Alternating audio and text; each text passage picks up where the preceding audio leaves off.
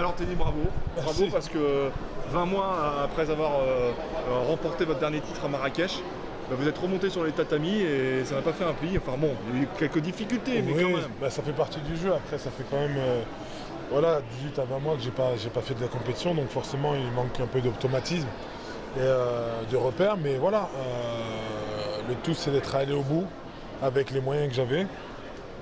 Maintenant, je sais très bien que je n'étais pas à 100% de mes capacités pour monter sur cette compétition, mais l'essentiel c'était de prendre les meilleurs, de savoir où j'en suis, de faire un point et puis de prendre les premiers points pour le côté olympique.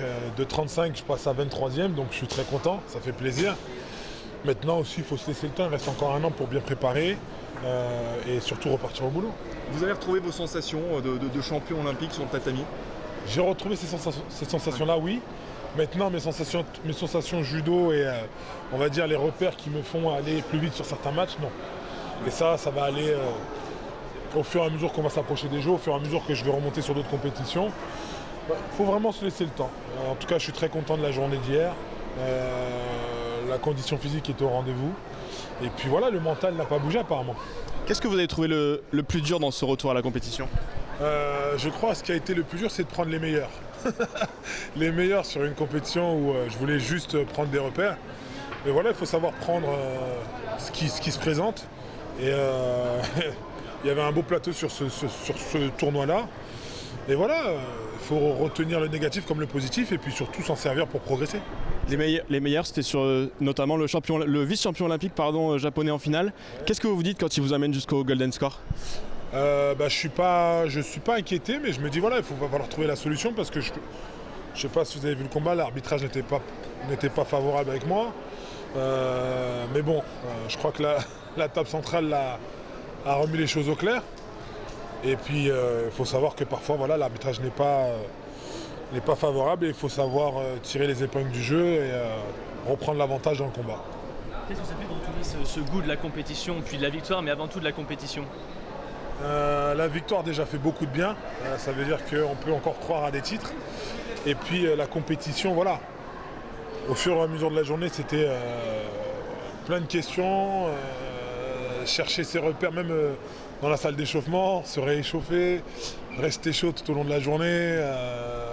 Vraiment après, voilà, gérer le temps, parce qu'il y a beaucoup d'attentes, vous le savez. Mais voilà, c'est des choses, c'est la compétition, ça y est, on a fait le retour et maintenant il faut bosser sur tous les fronts. Vous êtes toujours en recherche de nouvelles choses, de nouvelles techniques, ça c'est vraiment votre spécificité, Teddy.